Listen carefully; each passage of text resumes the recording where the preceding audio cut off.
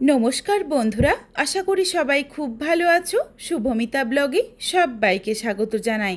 আজকে তোমাদের সাথে শেয়ার করব একদম নতুন ধরনের কলমি শাক দিয়ে 5 ফোড়নের সম্পূর্ণ নিরামিষ এক অপূর্ব রেসিপি।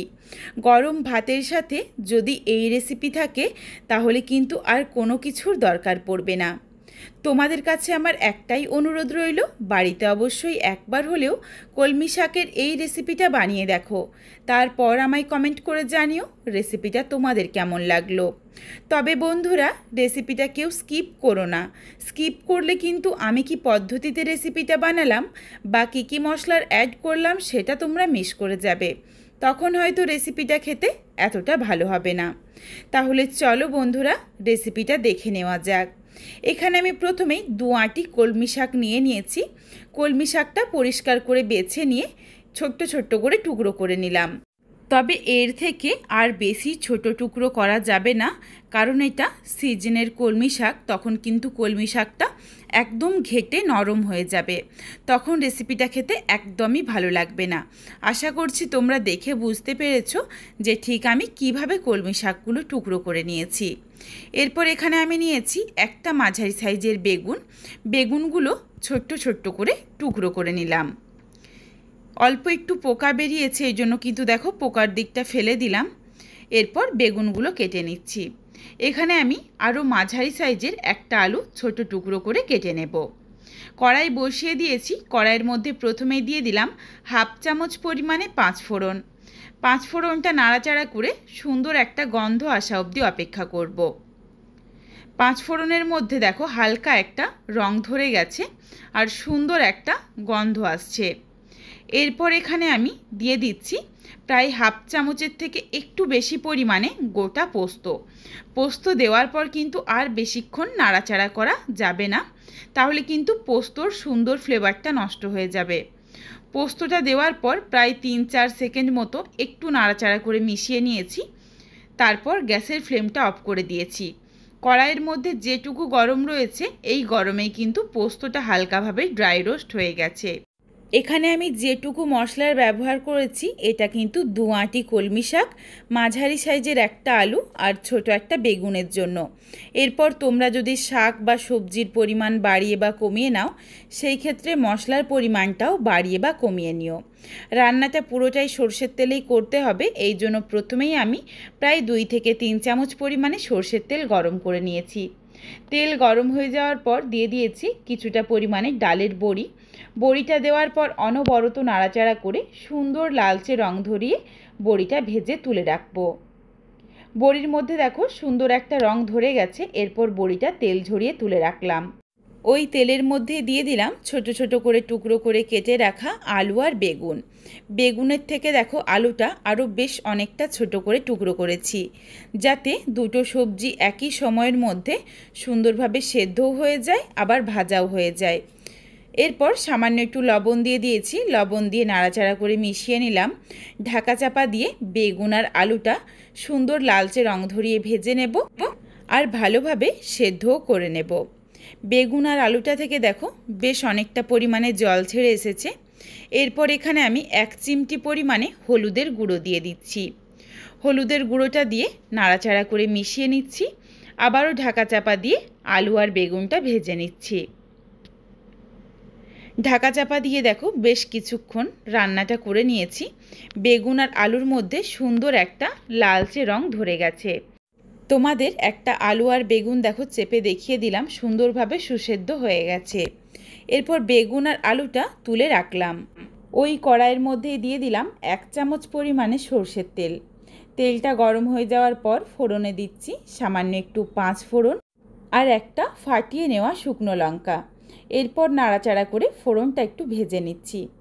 ফোড়ন থেকে দেখো সুন্দর একটা গন্ধ এসেছে। ফোড়নটা কিন্তু ভাজা হয়ে গেছে। এরপর এর সাথে দিয়ে দিলাম কেটে ধুয়ে জল ঝরিয়ে রাখা কলমি শাক। পুরো শাকটাই একসাথে দিয়ে দিয়েছি। এরপর সামান্য একটু লবণ দিয়ে দিলাম, খুব বেশি কিন্তু লবণ দেব না, তার কারণ শাকটা অনেকটা কমে যাবে।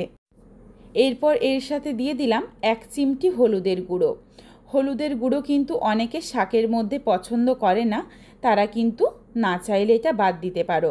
তবে যদিও এখানে আমি কলমি শাকটা বেশ একটু ঘন্টর মতো করে বানাবো, এর জন্য সামান্য একটু হলুদের গুঁড়ো দিয়েছি। আর দিয়ে দিলাম 3-4টে মতো চেরা কাঁচা লঙ্কা। এই রেসিপিটার মধ্যে কোনোভাবেই গুঁড়ো লঙ্কার ব্যবহার করা যাবে না বা কোনো রকম গুঁড়ো মশলার ব্যবহার হবে না। একদম খুবই সহজ একটা ঘরোয়া রেসিপি, কিন্তু খেতেও বেশ ভালো হবে। বেশ কিছুক্ষণ গ্যাসের ফ্লেম লোতে করে ঢাকনা দিয়ে ঢেকে রেখেছিলাম। অনেকটা দেখো শাকটা কমে গেছে। আর এইভাবেই ঠিক নাড়াচাড়া করে চারিদিকে ছড়িয়ে ছড়িয়ে গ্যাসের ফ্লেম লোতে করে শাকটা খুব ভালোভাবে সেদ্ধ করে নেব। আর শাকটা কিন্তু ভেজে নেব, যাতে শাকের মধ্যে এক ফোঁটাও জল না থাকে। যেই মশলাটা নাবিয়ে রেখেছিলাম, মশলাটা খুব ভালোভাবে ঠান্ডা করে নিয়ে দেখো গুঁড়ো করে নিয়েছি। পোস্তটা দেরি করে দেওয়ার জন্য দেখো বেশ একটু দানা দানা ভাব রয়েছে, তাহলে কিন্তু পোস্তগুলো মুখে পড়বে আর রেসিপিটা খেতেও বেশ ভালো লাগবে। নাড়াচাড়া করে দেখো শাকটা সুন্দরভাবে ভেজে নিয়েছি।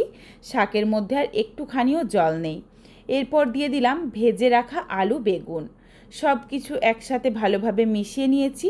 ভেজে গুঁড়ো করে রাখা মশলার অর্ধেকটা দিয়ে দিলাম, বাকি অর্ধেকটা রাখলাম, এটা কিন্তু আমি পরে ব্যবহার করব। যেই বড়িগুলো ভেজে রেখেছিলাম কিছুটা বড়ি হাতে করে ভেঙে দিয়ে দিচ্ছি, যাতে রেসিপিটার সাথে খুব ভালোভাবে মিশে যায়। আর কিছুটা বড়ি গোটা দিয়ে দিলাম। নাড়াচাড়া করে ভালোভাবে মিশিয়ে নিয়েছি। গ্যাসের ফ্লেম এই সময় কিন্তু অতি অবশ্যই লোতেই থাকবে, কারণ একটু সময় নিয়ে এরপর রান্নাটা করে নিতে হবে। রেসিপিটার মধ্যে আর এক ফোঁটাও জল দেওয়ার দরকার নেই। রেসিপিটা কিন্তু খেতে বেশ ভালো হয়। দিয়ে দিলাম সামান্য একটু চিনি। চিনিটা কিন্তু অবশ্যই দিও, তাহলে টেস্টটা ব্যালেন্স হয়ে যাবে, রেসিপিটা খেতে আরও ভালো লাগবে। চিনিটা দেওয়ার পর নাড়াচাড়া করে মিশিয়ে গ্যাসের ফ্লেম লোতে করে প্রায় 1 থেকে 1.5 মিনিট মতো একটু ঢাকা দিয়ে রেখে দিচ্ছি। এর মধ্যেই চিনিটা সুন্দরভাবে গলে যাবে। একদম দেখো রেসিপিটা রেডি হয়ে গেছে, বেশ ঝরঝরে রেসিপিটা। এরপর গরম ভাতের সাথে একবার এই রেসিপিটা মেখে খেয়ে দেখলে বারবার কিন্তু তোমরা কলমি শাকের এই রেসিপিটা বানাবেই। একটু খুন্তিতে করে ভেঙে দিচ্ছি যাতে একটু মাখো মাখো হয়ে যায়, তবে জল কোনোভাবেই ব্যবহার করার দরকার নেই, তাহলে কিন্তু রেসিপিটা আমার মনে হয় এতটা ভালো লাগবে না খেতে। এখানে তোমরা নিজেদের পছন্দ মতো কাঁচা লঙ্কার পরিমাণটা আরও বাড়িয়ে বা কমিয়ে নিও। রেসিপিটা দেখো একদম ঝরঝরে হয়ে রেডি হয়ে গেছে। আর চারিদিকে একটু ছড়িয়ে ছড়িয়ে আবারও যেটুকু জল ছিল শুকিয়ে নিয়েছি। এরপর রেসিপিটা নাবিয়ে নেব। নাবিয়ে নেওয়ার আগে দিয়ে দিলাম ভেজে গুঁড়ো করে রাখা মশলার বাকি অর্ধেকটা। মশলা দেওয়ার সাথে সাথেই গ্যাসের ফ্লেমটা অফ করে দিয়েছি আর নাড়াচাড়া করে মশলাটা খুব ভালোভাবে শাকের সাথে মিশিয়ে নিলাম। এরপর ঢাকনা দিয়ে ঢেকে রাখছি 5 মিনিটের জন্য স্ট্যান্ডিং টাইমে, যাতে সুন্দরভাবে মশলার স্মেলটা শাকের মধ্যে থেকে যায়। ফিরে আসছি 5 মিনিট পর। 5 মিনিট পর ফিরে এসে দেখো তোমাদের আমি দেখিয়ে দিচ্ছি কতটা সুন্দর দেখতে হয়েছে আর বেশ ঝরঝরেভাবে রেসিপিটা রেডি হয়েছে। তোমাদের কাছে আমার একটাই অনুরোধ রইল, কলমি শাকের ভাজা তো প্রায় দিন খেয়ে থাকো, তবে একবার হলেও এইভাবে কলমি শাকের রেসিপিটা বানিয়ে দেখো। তারপর আমায় কমেন্ট করে জানিও রেসিপিটা তোমাদের কেমন লাগলো। নিরামিষের দিনে কলমি শাকের এই রেসিপি থাকলে আর কোনো কিছুর দরকার পড়বে না। রেসিপিটা তোমাদের যদি ভালো লাগে তাহলে লাইক করো, শেয়ার করে বন্ধুদের দেখার সুযোগ করে দিও। তোমরা যদি এই রকম নিত্য নতুন রেসিপি আরও পেতে চাও তাহলে অবশ্যই আমার চ্যানেলটিকে সাবস্ক্রাইব করে পাশে থাকা বেলটি অন করে অল নোটিফিকেশান অন করে দিও, যাতে আমার প্রত্যেকটা রেসিপির নোটিফিকেশান সবার প্রথমে তোমাদের কাছে পৌঁছে যায়। আবারও খুব শীঘ্রই হাজির হচ্ছি নতুন কোনো এক রেসিপি নিয়ে। পরবর্তী রেসিপি দেখার আমন্ত্রণ রইল। পুরো ভিডিওটা দেখার জন্য অনেক অনেক ধন্যবাদ। তাহলে আজকে আসি, সবাই ভালো থেকো, সুস্থ থেকো। আবারও দেখা হচ্ছে কিন্তু নতুন কোনো এক রেসিপির সাথে।